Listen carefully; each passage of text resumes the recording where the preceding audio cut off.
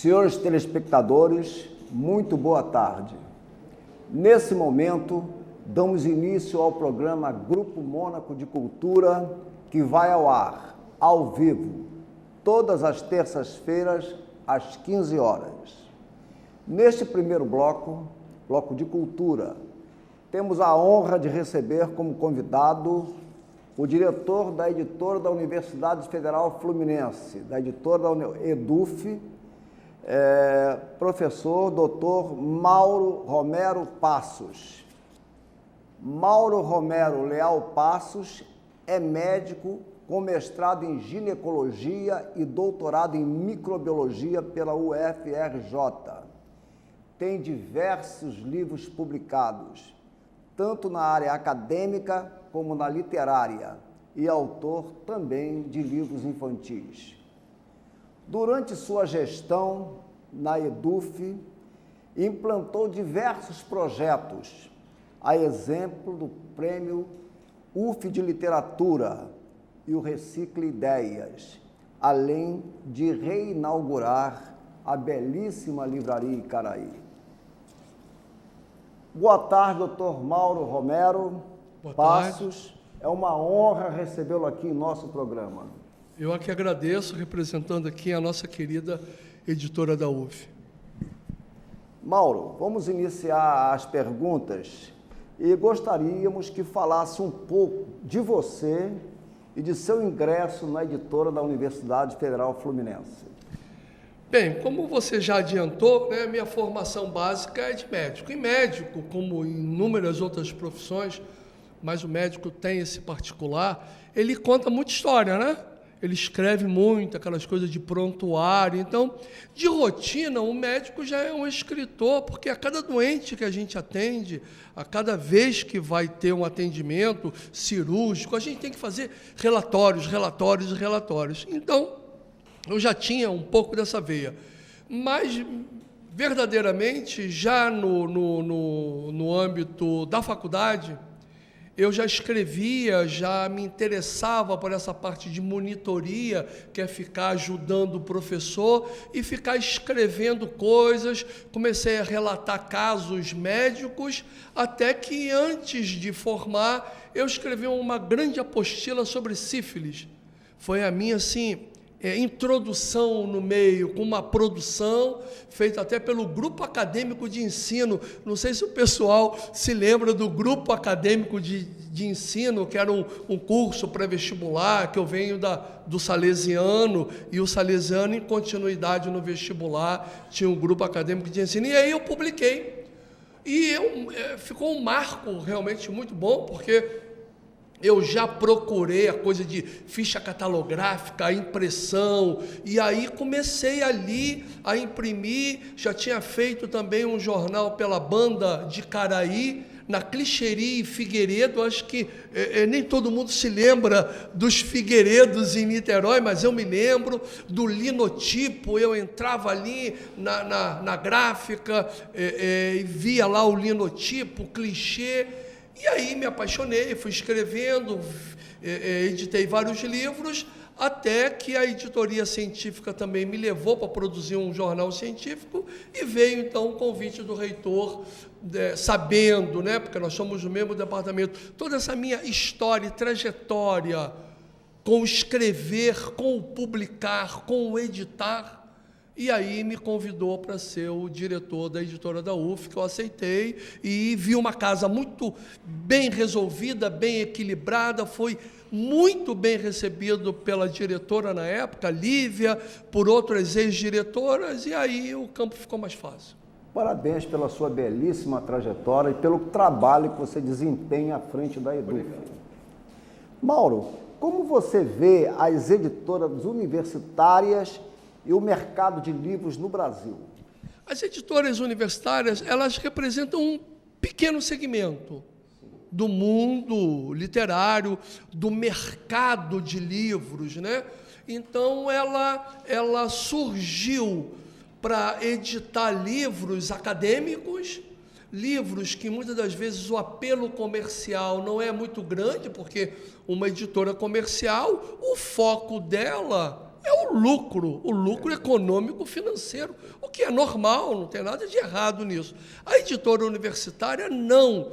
Ela não tem o objetivo primordial, o lucro financeiro e econômico, embora necessitamos de ter verbas para produzir, para ter funcionário, para ter equipamento, mas o nosso grande lucro não é um cifrão, o nosso grande lucro é botar na rua, é botar para a academia e também para a população geral livros que teoricamente, muito teoricamente, não venderiam aquelas edições de 5, 10, 15, 20 mil. Então, a editora universitária vem complementar, ela é mais um dado do mercado literário, no mercado do livro, que ela busca essa excelência.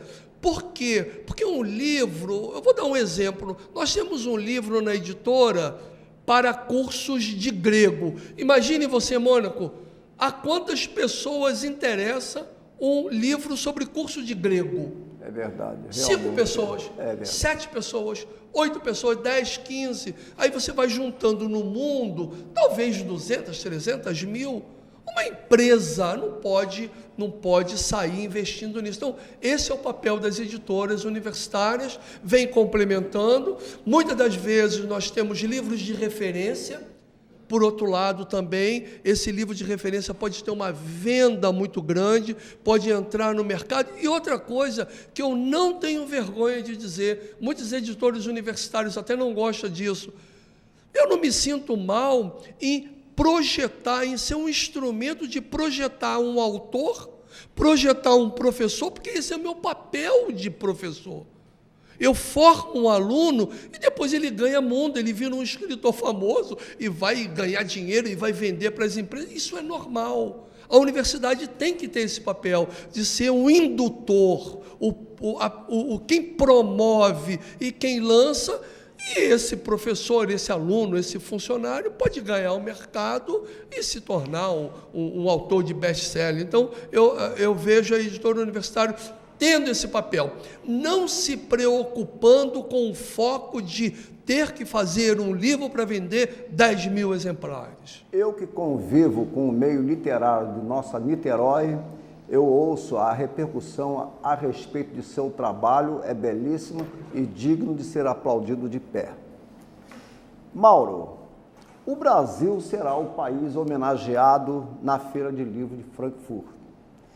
Eu queria saber, a EDUF, a editora da Universidade Federal Fluminense, estará presente? Sim, com toda certeza. Queria que nos falasse. Sim, com toda certeza. A Feira de Frankfurt é uma feira de livro e é bom que o público entenda, essa Feira do Livro de Frankfurt não é essa feira que nós estamos acostumados a ver. A Bienal do Livro de São Paulo, a Bienal do Livro do Rio de Janeiro, que é uma feira de visitação de escolas, de que as pessoas vão lá para comprar livros individualmente. A Feira de Frankfurt é basicamente uma feira de negócios dos editores. Esse é o marco, é vender título, é vender direitos autorais. E ela realmente é o maior mercado do mundo. E a editora da UF, ela vai estar já presente esse ano, agora que começa a Feira de Frankfurt. O Brasil será o país homenageado em 2013. Mas esse ano, através da Associação Brasileira das Editoras Universitárias, que é a ABEU, no qual a EDUF é a pedra fundamental, a ABEU, a primeira reunião foi em Niterói. Foi com a professora Séries, em Niterói. Então, é uma coisa assim, muito boa, que a EDUF já há muito tempo participa dessas veias associativas. E a ABEU, junto com o Ministério da Cultura, da Educação, conseguiu um espaço grande e já vai levar 3 livros nossos para serem expostos e para que possam ser negociados. Então, esse ano, a EDUF estará presente agora já com 3 livros já para serem apresentados ao mercado internacional, com o portfólio da ABEU, e o ano que vem, aí sim, é o ano do Brasil, nós vamos estar ao vivo, oferecendo todo o catálogo da editora da UF. Isso é um motivo de grande orgulho para todos nós. Obrigado. Mauro, conte a história de a editora da UF ser carbono zero? Isso daí é uma coisa interessante. Na verdade, essa história começa antes de eu entrar na editora da UF, já tinha um projeto,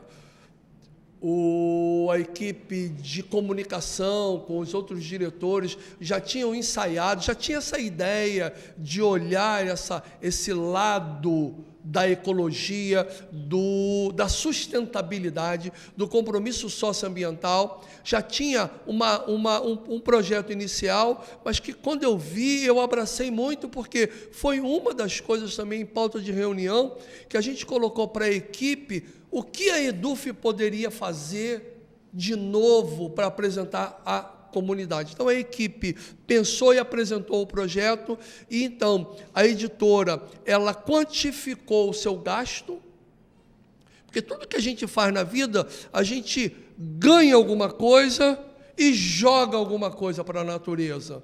E o que a gente joga para a natureza são os nossos dejetos, às vezes.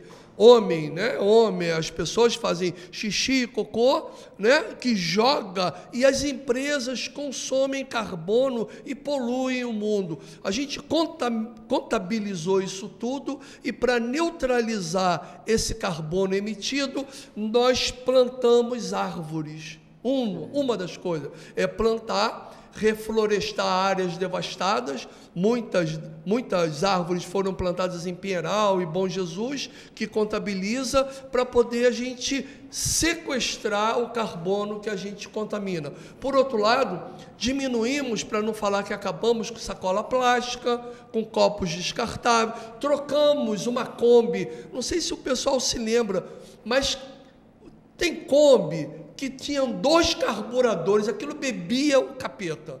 Então a gente conseguiu trocar uma Kombi com 2 carburadores por um carro mais moderno, flex. Isso acaba poluindo menos. Então, hoje a editora exige que as suas gráficas nos deem um certificado que aquele papel veio de manejo, não veio de trabalho escravo e nem veio de papel que é produzido sem o controle ambiental. Isso, então, nos deu e é reconhecida como a primeira editora carbono zero do Brasil.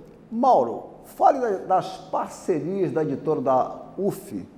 E vocês têm parcerias importantes, né? Sim. Uma parceria é aqui, com você, com o Calçadão, com a UF como um todo, É bom que se registre que uma equipe, você já fez essa ultra gentileza, que eu fico extremamente emocionado de me elogiar, mas esse elogio é para a equipe da UF.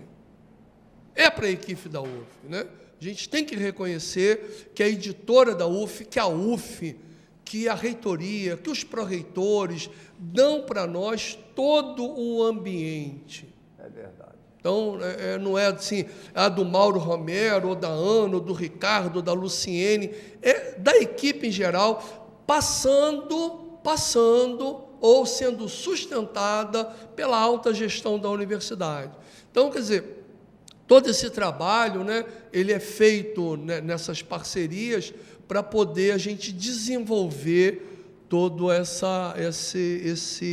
esse bom caminho que a editora está levando. Mauro, e a Livraria Icaraí com café, rede sem fio? Conte um pouco sobre isso. Isso é uma coisa bacana. Você tem lá só livros acadêmicos ou tem também romances, poesia? Não, tem romance, autoajuda, tem livros de religião, tem livros acadêmicos. Vários assuntos. Tem vários assuntos, inclusive. Essas parcerias são importantes com a imprensa oficial, parceria com a Academia Fluminense de Letras, parceria com as editoras de Niterói e, sobretudo, parceria com a comunidade que escreve, que produz em Niterói.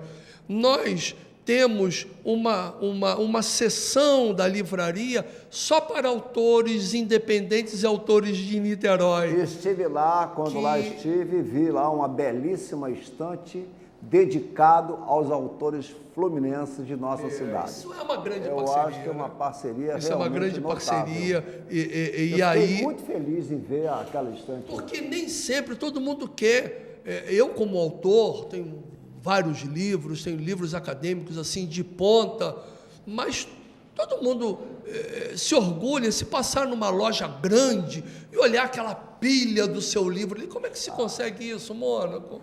Como é que se consegue isso? Nessa vida comercial, como é que a gente consegue entrar num shopping e encontrar o seu livro lá, aquelas pilhas enormes? Então, nós, sabendo que isso não é simples, nós abrimos esse espaço, e aí, que eu tenha de registro, é a única livraria em Niterói que tem um café, que tem um ponto de encontro. É possível hoje você marcar um encontro na livraria. Eu vejo lá um monte de senhoras, um monte de professores, da comunidade, que nem entra para comprar livro, marca um ponto, toma um café, e aí, se está na livraria, ela acaba sendo tentada a procurar uma obra. É verdade. E nesse ambiente da tecnologia hoje, a gente tem que procurar esses assuntos de internet aberta, né, para poder facilitar e dar um conforto para a comunidade de Niterói. E como é que funciona para editar na editora da Universidade Federal Fluminense? Funciona? De um lado é bem simples, de um lado é bem aberto, bem democrático, de outro lado são normas de uma editora universitária. Perfeito. O primeiro grande passo nosso foi abrir um espaço para não ficar no balcão, negociando com cada um. Nós abrimos, que também já tinha na editora da UF, já tinha um edital, só que nós ampliamos a quantidade. Então, tem a possibilidade da comunidade acadêmica ter o edital que você submete o livro, e esse sim, só aberto à comunidade da UF, servidores técnicos administrativos, servidores docentes e alunos, certo. E que você se inscreve lá. De outras universidades, outros autores podem publicar por lá com financiamento de FAPERJ e CNPq. E uma maneira de publicar conosco é entrar no edital que nós temos, que é o Prêmio UF de Literatura, que é uma coisa aberta ao mundo, no qual se concorre a participar de uma coletânea com contos, crônicas e poesias. Então, esse ano será o sexto, né? Esse ano será o sexto, já estamos na fase de seleção, já indico, né? Já adianto que temos escritores de vários países do mundo, gente da Alemanha já escreve, já se tornou um prêmio nacional. É um projeto muito importante. Foi um projeto nosso para dizer para o Brasil, para o mundo, para a comunidade, que uma universidade não é fechada em si. Uma universidade só existe se ela puder conversar com a população e produzir, não para ela, produzir para a população. Mauro, então, nesse sentido, nós abrimos isso para a população poder publicar dentro da UF. Você há pouco falou sobre edital. Eu queria que nos falasse também sobre o edital Copa do Mundo e Olimpíada. Legal. Poderia nos passar? Legal. Você procurou bastante a editora para poder tá tocando em pontos assim bem interessantes. Obrigado pela participação. Uma editora universitária, uma universidade tem que estar atenta no mundo. E tem que ter uma coisa que é também aproveitar as oportunidades. Perfeito. Mônaco, na Copa passada, eu fui a um congresso no Canadá e saí daqui no dia que o Brasil perdeu o jogo para o Uruguai. E eu desembarquei em Montreal no dia seguinte, no Canadá. O Canadá não estava na Copa. O primeiro esporte do Canadá não é futebol, o segundo esporte do Canadá não é futebol, o terceiro esporte do Canadá não era futebol. Eu desembarquei em Montreal na Copa e Canadá era só a Copa do Mundo. Então, é um fenômeno mundial, essa coisa de Copa do Mundo, de gente se interessar. Então, eu pensei, a equipe pensou, nós votamos, por que não ter um edital para a gente captar livros sobre Copa do Mundo, sobre segurança, sobre bola, sobre marketing, sobre educação, sobre doping. Não é um livro sobre esporte ou sobre um jogo de futebol. Pode até ter alguém que apresente um livro sobre o jogo de futebol. Ótimo! Mas Copa do Mundo envolve muito mais futebol, envolve... É muito mesquinho quem pensa que natação é só piscina, que Olimpíada é só aquele jogo e que futebol é só aquela coisa do Estado. Existe uma logística por volta de uma Copa do Mundo que, até onde eu saiba, é o maior evento do mundo, aumenta o turismo em qualquer lugar do mundo. Então a gente quer aproveitar esse ponto para tocar e abrir ao mundo. Olha, mundo, a UF está aberta para que vocês nos procurem para submeter um manuscrito sobre Copa do Mundo. Não é sobre futebol, pode até ser sobre futebol, né? E nós temos também outras coisas pensando também. Adianto, para a Olimpíada, nós vamos abrir um edital logo em seguida para pensar a Olimpíada também. E aí a gente aproveita as oportunidades para poder se comunicar com a população. Eu queria ouvir de você uma coisa que muito se fala. E você é uma pessoa que pode nos... Mauro, como você vê o livro digital? O livro em papel, na sua opinião, vai desaparecer?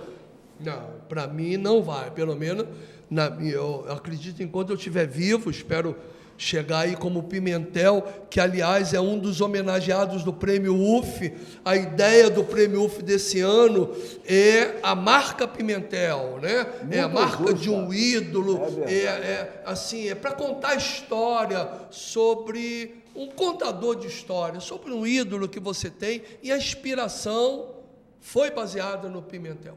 Muito justíssima essa homenagem se presta a esse ídolo de nossa tantos cidade. Outros, né, para homenagear os 100 anos de muita gente, mas o nosso foco, a nossa origem, o germe que brotou, era para ser baseado no Pimentel. Para ser baseado homenageado por 100 anos em vida, né? Em vida, né? Vivo. Então, e um contador de história. Né?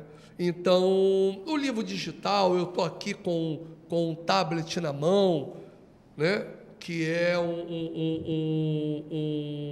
um equipamento que hoje a editora da UF, Mônaco, ela tem como base fazer o livro em papel e, ao mesmo tempo, fazê-lo digital para colocar para quem trabalha com isso. Isso aqui é um dos livros que vai ser lançado agora esse ano. É uma coleção com parceria com a empresa oficial, e ele é um livro sobre a vitória da feijoada. Vai ter assim tem outros livros.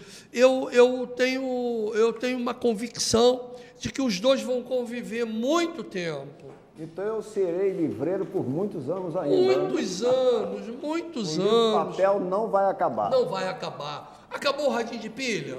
Não. Hoje nós estamos em Blu-ray, estamos falando em coisas digital, e a gente mantém ali cada um vai conviver um pouco mais, um pouco menos. Então, hoje a editora da UF é uma das editoras pioneiras no Brasil, das editoras universitárias. Já estamos entrando nas grandes lojas mundiais, tipo Amazon, tipo Apple, que já vão ter os nossos livros. Na verdade, já temos livro lá, só falta um clique para ele começar a ser vendido. Mas na nossa loja virtual, nós já temos os livros para serem baixados. Então, o livro digital é uma coisa interessante, veio para ficar, veio para se ampliar, mas eles dois vão conviver durante muito tempo, penso eu. Mauro, para finalizar, as considerações finais, e também gostaria que nos falasse se terá algum projeto que você quisesse nos passar. É um grande projeto nosso, eu já adianto, já comecei a falar nele, essa coleção Presto, uma coleção rápida, para uma leitura rápida, que já vai sair sobre a sexualidade do panda, sobre a vida de Carlos Chagas, sobre a vitória da feijoada, sobre ordenhas higiênicas. É uma coleção que sai mês que vem em papel e, ao mesmo tempo, digital, já vai entrar para as grandes lojas. Esse é um projeto, assim, muito bacana, que nós estamos lançando. O projeto Copa do Mundo, você já adiantou. O projeto Olimpíadas, que nós estamos fazendo. Estamos ampliando todas essas parcerias. Continuamos com a sustentabilidade, né?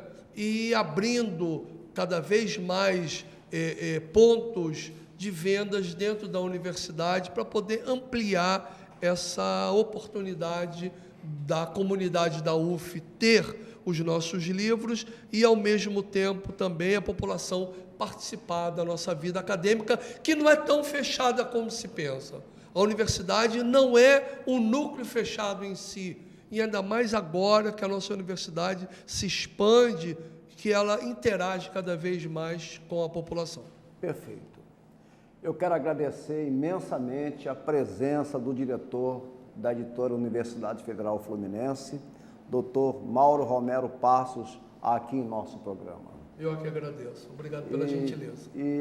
O programa fica aqui à disposição da EDUF e queremos parabenizá-lo pelo belíssimo trabalho que você vem realizando à frente dessa editora. Vale para toda a equipe. Agora, um breve intervalo e retorno para a apresentação do segundo bloco. Até já.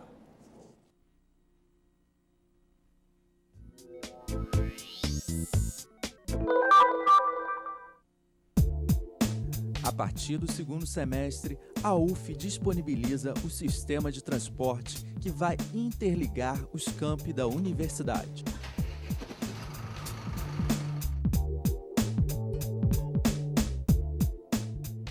O foco principal desse projeto é, em primeiro lugar, a questão acadêmica, ou seja, possibilitar para o estudante que tem disciplina num campus e depois tem outra disciplina em outro campus, possibilitar um transporte rápido, de tal maneira que ele não perca o seu horário de aula. A outra razão, também importante, é a questão de segurança. Embora a universidade não possa resolver os problemas de segurança da cidade, mas, pelo menos no caso dos nossos estudantes, nós vamos possibilitar, especialmente no turno noturno, que ele tenha um fluxo seguro, um pouco mais seguro, né, entre a universidade e centro da cidade, por exemplo.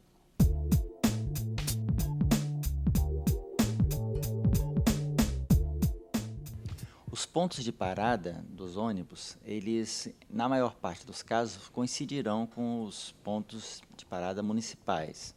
No entanto, em alguns casos em que pudesse haver um certo congestionamento e pudesse prejudicar o fluxo normal, haverá pontos específicos para a UF. O primeiro percurso parte das Barcas, passa pela educação física, Campus do Graguatá, moradia estudantil, Campus da Praia Vermelha, Faculdade de Direito, IACS 2, Faculdade de Economia, IACS 1, Instituto Biomédico,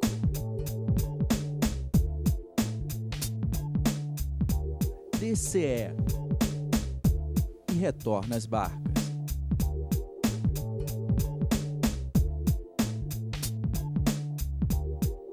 O segundo percurso parte do DCE, passa pelas Barcas, Escola de Enfermagem, Hospital Universitário Antônio Pedro, Reitoria, Faculdade de Veterinária, Faculdade de Farmácia,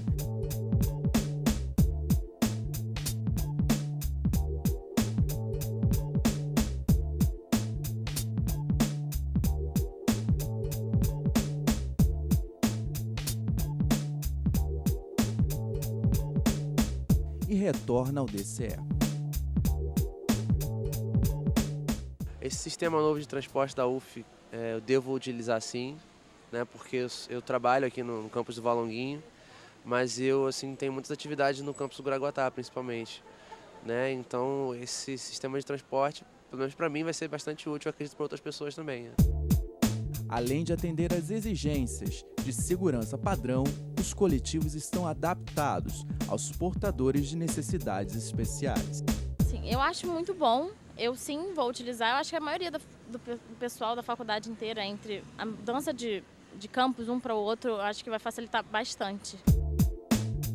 Assim como os estudantes, funcionários e docentes também poderão utilizar o comunitário da UF, desde que apresentem documento comprobatório de vínculo com a instituição.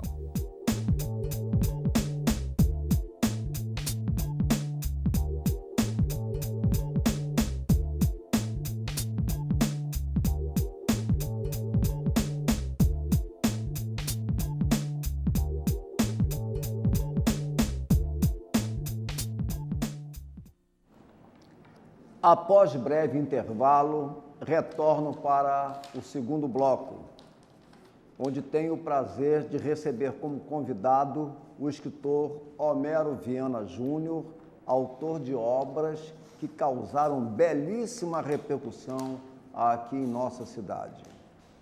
Parabenizo Homero pelo seu grande sucesso no meio literário de Niterói.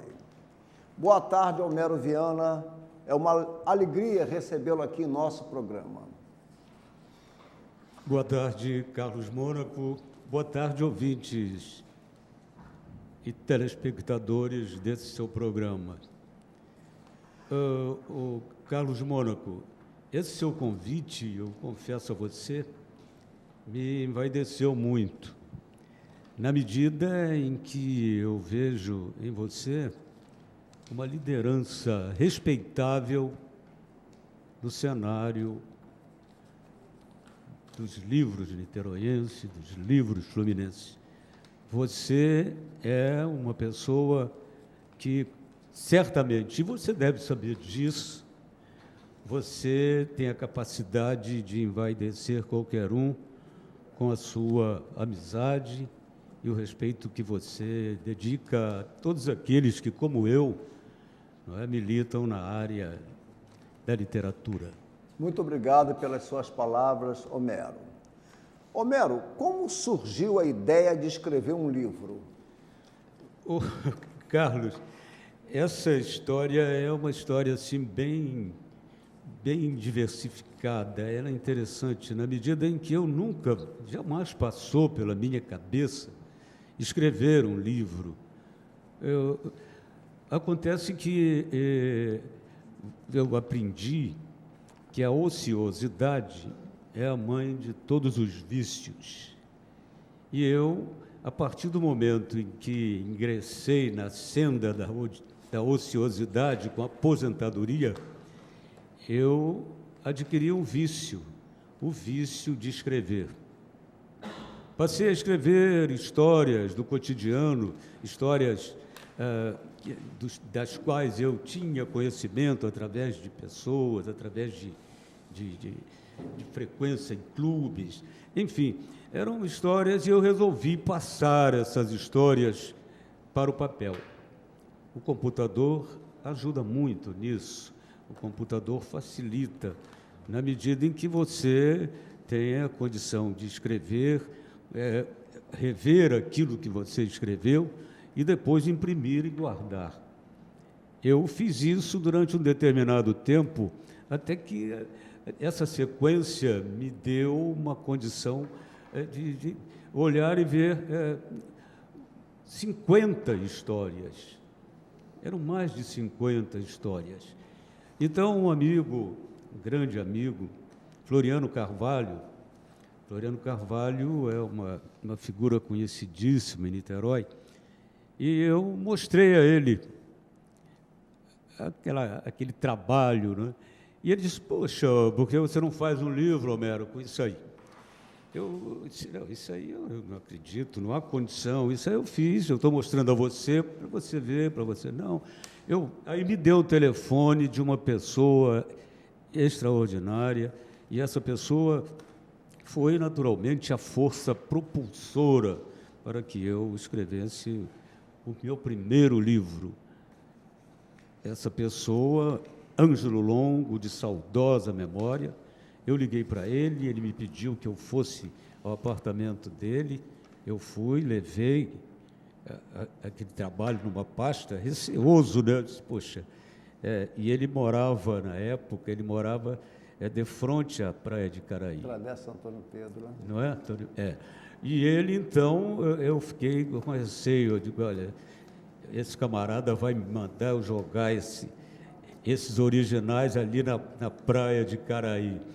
Mas, felizmente, isso não aconteceu, não. Ele viu e disse, Homero, ele botou a mão sobre a pasta, assim, com os originais, e disse, aqui nesta pasta há um livro em processo de gestação.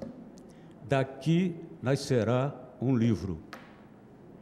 E aí a coisa ficou mais fácil, mas, infelizmente, ele faleceu há poucos dias do lançamento do livro. Eu lembro-me perfeitamente da obra 20 quilos de Cabão.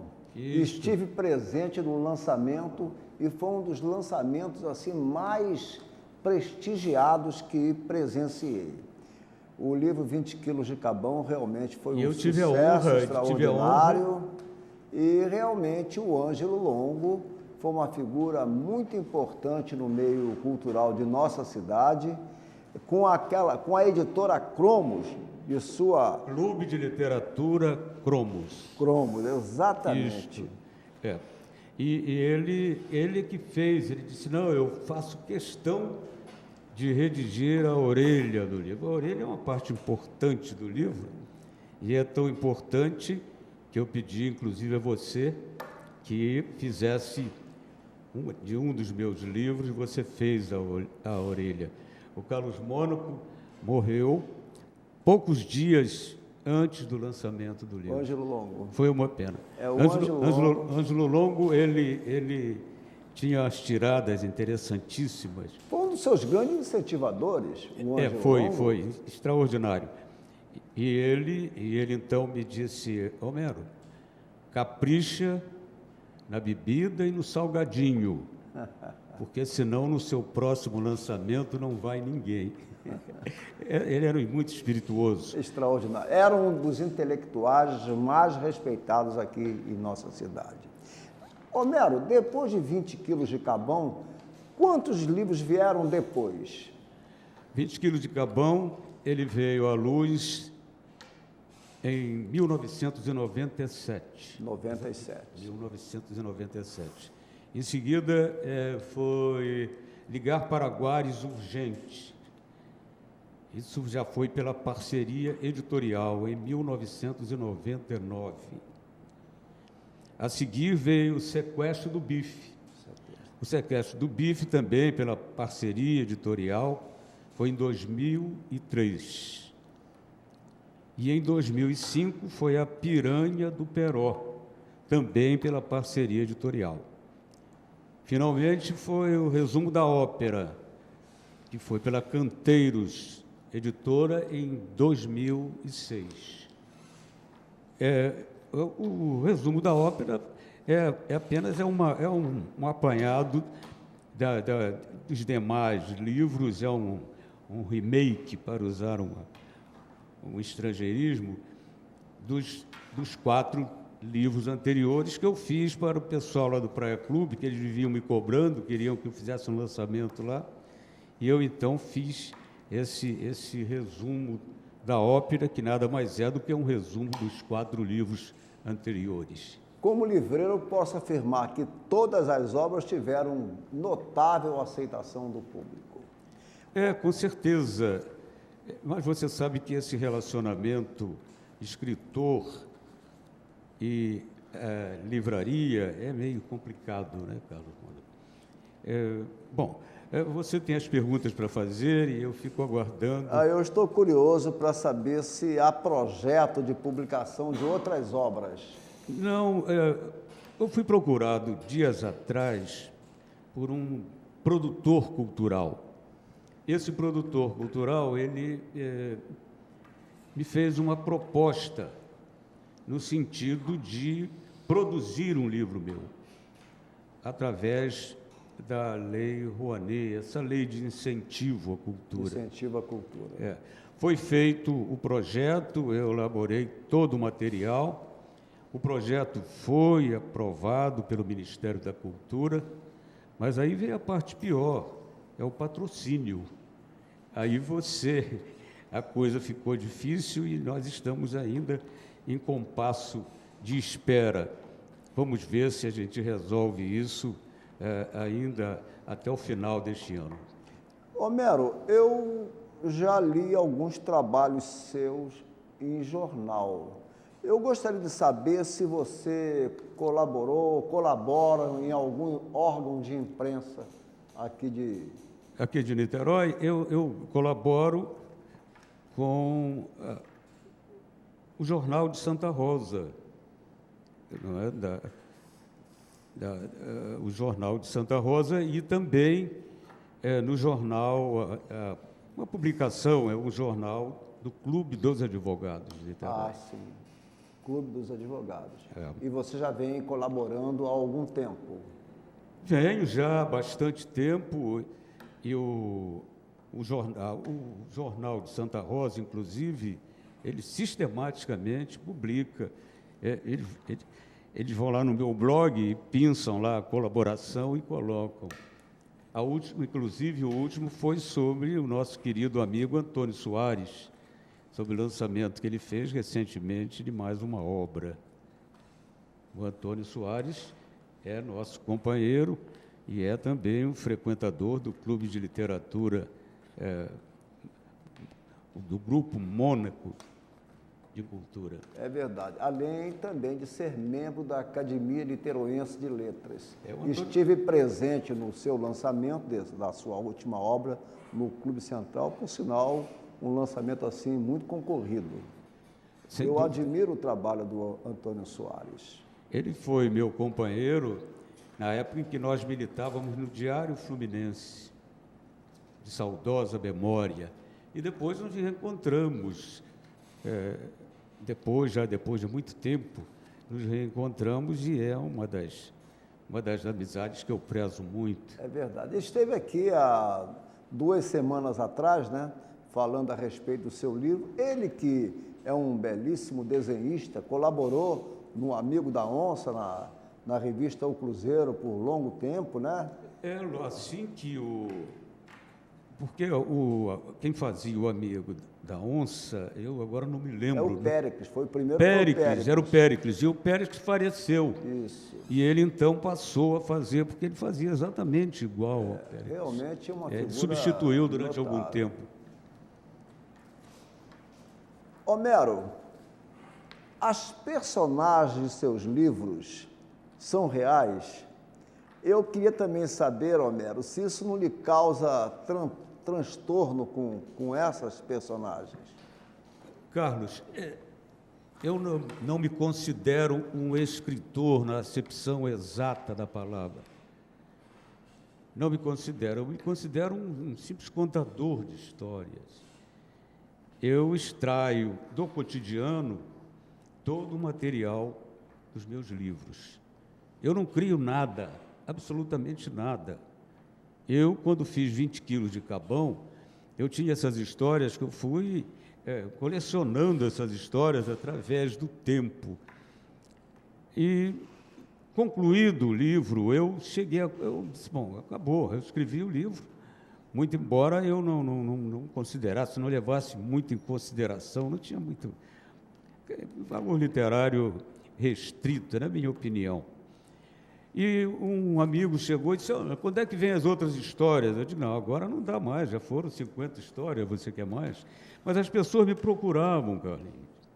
Por isso que nunca houve assim, esse tipo de problema com as personagens dos meus livros. Por quê? Porque elas mesmas ficavam felizes em se sentirem retratadas, né, nas páginas dos meus livros, me procuravam. Aí isso veio, completei mais 50, aí ligar para Guares Urgentes. Depois, o sequestro do Bife veio também em razão disso, me procuravam, me traziam histórias, e era uma sequência de pessoas que me procuravam. E, para você ter uma ideia, houve até um episódio muito interessante. Assim que eu lancei 20 quilos de Cabão, eu encontrei com um velho conhecido, um antigo conhecido. Ele disse: Homero, você lançou um livro? Eu disse: lancei. Puxa, mas eu queria ler esse livro. Eu digo: olha, pode deixar que eu vou trazer para você. Onde é que eu posso entregar? Ele tinha um bar. Ele disse: deixa lá que eu pego. E eu sempre passava por ali, que nessa época eu levava o meu neto para um colégio que ficava ali próximo. Aí, quando eu deixei o livro com ele, dias depois, quando eu passei, eu encontrei com ele, aí, gostou do livro? Ele: não gostei, não. Eu disse: puxa vida, eu entreguei um livro para um crítico literário que eu não sabia que existia. Aí: você não gostou? Não gostei, não tem nenhuma história minha no seu livro. Se ele queria uma história dele, eu digo: olha, nos próximos talvez eu coloque uma história. E essa história, inclusive, seria muito interessante, né? A revolta de uma pessoa que não gostou do livro porque não tem nenhuma história dela. Interessante. Na Rádio Fluminense existe um programa, por sinal eu admiro muito o Serginho Total. E eu sei que você participa desse programa radiofônico. Eu tenho conhecimento da sua participação. Eu queria, Homero, que você nos falasse um pouco a respeito dessa sua participação no programa Serginho Total. Nosso grande amigo, né? Carlos, o meu relacionamento com o Serginho Total ocorreu já há cerca de 6 anos, ou talvez um pouco mais.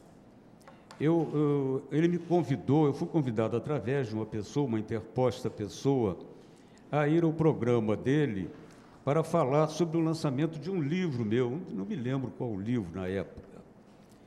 E eu fui, participei do programa e, ao término do programa, ele chegou e me fez um convite para que eu participasse do programa.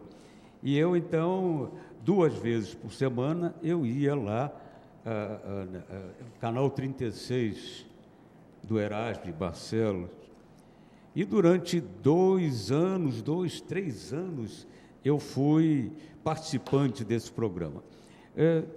Encerrada essa trajetória do programa de Serginho Total no canal 36, ele recebeu um convite do jornal O Fluminense. Estava sendo recriada a rádio do jornal O Fluminense, 540, AM 540, Fluminense AM. E este programa vem sendo levado ao ar de 8 às 10 horas diariamente, e ele me convidou. Eu fui junto, e toda segunda-feira eu participo, tenho a minha modesta participação nesse programa, que é um sucesso. É um sucesso de audiência, muito bom, porque o Serginho é muito talentoso. É verdade. Não é? Homero, você tem o seu blog. Isso está na moda, né? Se tiver, eu gostaria que nos mostrasse aos telespectadores. É possível? Carlinhos, como eu disse a você, eu tenho um vício, escrever. Escrever é um vício, é minha segunda natureza. Eu fico nervoso quando não estou escrevendo. E eu chego em casa, uma das primeiras coisas que eu faço é ir ao computador, eu estou com alguma ideia, é algo que eu quero desenvolver. Então eu criei esse blog. É um blog que trata de assuntos momentosos, né? Essas coisas que vêm acontecendo, e eu aproveito, faço um comentário. E esse blog, felizmente, é um sucesso. Isso aí eu digo modéstia à parte, porque eu já estou com mais de 20 mil acessos. E, se você me permite, eu posso... Pois não. Se alguém desejar sintonizar esse blog, não é Homero Viana com 2 N's, .zip.net. Poderia repetir para o... http, homeroviana.zip.net. Homero, como é que você se sente com esse grande sucesso no meio literário de nossa cidade? Ô, Carlos, isso não é coisa nova. Niterói é uma cidade onde a vida literária até adquiriu e hoje mais, mas já sempre foi uma força, né, importante no cenário literário. Eu sinto um prazer enorme de fazer parte desse cenário, né? Porque nesse cenário eu consegui amizades, consegui relacionamentos extraordinários, entre eles o seu, né? Você que é hoje, dentro desse quadro da literatura niteroense, você é uma figura exponencial. Obrigado. Homero, gostaria que nos falasse as suas considerações finais para os nossos telespectadores. Carlos, as minhas considerações são no sentido de agradecer a você, agradecer a atenção dos que estão acompanhando esse programa neste momento. Esse seu convite, como eu já disse no início, no primeiro momento, foi muito, para mim, lisonjeiro, e eu fico muito grato a você por ter se lembrado de mim, não é? E eu quero dizer que uma das coisas boas que aconteceram nessa minha incursão, né, na vida literária niteroense foi me tornar seu amigo e ter em você um amigo extraordinário. Eu quero parabenizá-lo pelo seu grande sucesso, suas obras, 20 quilos de Cabão, editado pelo extraordinário Ângelo Longo, saudoso Ângelo Longo, da editora Cromos, Ligar para Guales Urgentes, parceria editorial no ano de 1999, O Sequestro em 2003, A Piranha de Peró em 2005 e Resumo da Ópera, editado em 2006. Então, desde o ano de 1997, há 15 anos, o nosso querido Homero Viana Júnior vem brilhando no meio literário de nossa cidade. Então, os nossos parabéns e os nossos agradecimentos aqui por tudo que você realizou, pela sua trajetória brilhante aqui em nossa cidade. Eu é que agradeço a você. Notícias. Na próxima quinta-feira, dia 20, na Academia Fluminense Letras, teremos uma grande homenagem que será prestada ao saudoso jornalista Alberto Francisco Torres, às 17 horas, na sede da Academia Fluminense de Letras, localizado ali na Biblioteca Estadual de Niterói. Alberto Francisco Torres foi um nome que marcou aqui na nossa cidade, no nosso estado, no nosso país. É digno dessas grandes homenagens que têm sido prestadas. Foi homenageado aqui no nosso programa, na Academia Niteroense Letras, na OAB Niterói e quinta-feira na Academia Fluminense Letras, presidida atualmente por Dr. Valdemir de Bragança. Despeço-me agradecendo a presença do escritor Homero Viana Júnior em nosso programa e também aos nossos telespectadores. Até o próximo programa e muito obrigado a todos. Boa tarde.